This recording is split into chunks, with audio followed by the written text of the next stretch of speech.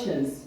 So let me start asking you. I don't like proposing questions or trying questions, but let me ask you, what comes across your mind when we say differentiated instructions? Does anybody know this term? Yes, doctor. Yeah, it means that according to the needs of each student, you are going to give him a portion according to his needs. That's it.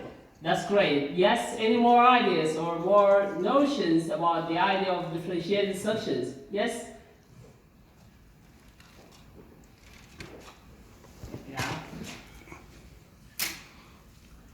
Okay, I will be talking about this in details. Actually, will not be in minute details, but just to give the guidelines, the headlines, and some hints about the topic that we'll be talking about.